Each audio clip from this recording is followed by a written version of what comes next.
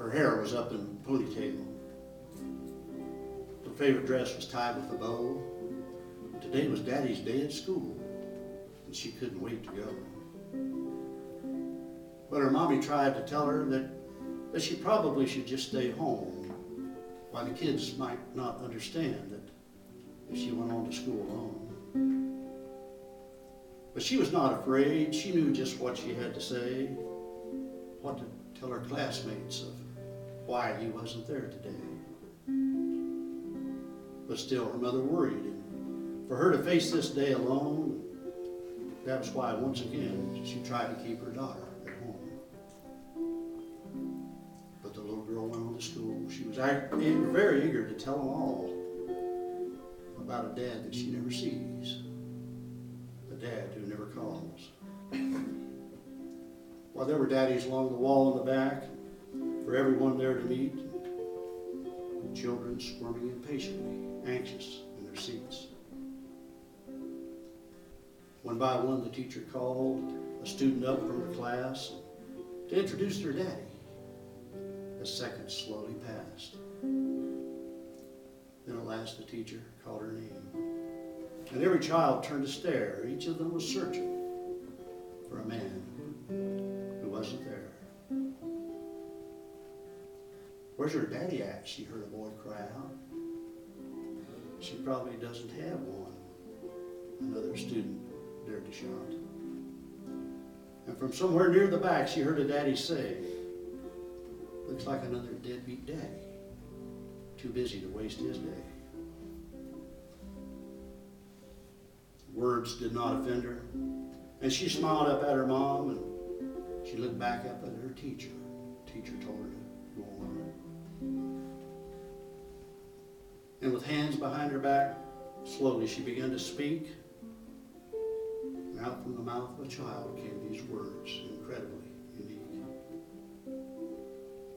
"My daddy couldn't be here because he lives so far away. But I know he wishes he could be, since this is such a special day. And though you cannot see him, I wanted you to know all about my daddy and how much he loves me so. Oh, he loved to tell me stories. He taught me to ride my bike.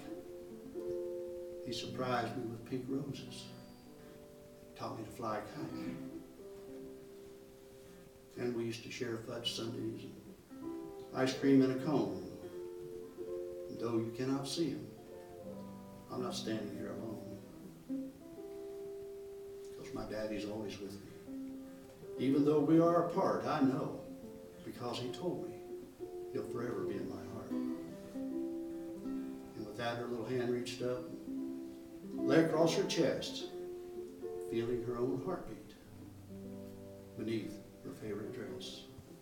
And from somewhere there, in the crowd of dads, her mother stood in tears, proudly watched her daughter, who was wise beyond her years. For she stood up for the love of a man not in her life, doing what was best for her. She was doing what was right. And then she dropped her hand back down, stared straight into the crowd. She finished with a voice so soft, but its message was clear and loud. "I love my daddy very much. He's my shining star. And if he could, he'd be here. But heaven's just too far. You see, he's an American soldier. He died just this past year when a roadside bomb hit his convoy, taught Americans to fear. But sometimes when I close my eyes, it's like he never went away." And then she closed her eyes, and she saw him there that day. And to her mother's amazement, she witnessed with surprise a room full of daddies and children, all starting to close their eyes. Who knows what they saw before them? Who knows what they felt inside, perhaps for merely a second. They saw him at her side. "I know you're with me, Daddy." To the silence she called out. And what happened next made believers of those once filled with doubt. No one in that room could explain it, for each of their eyes had been closed.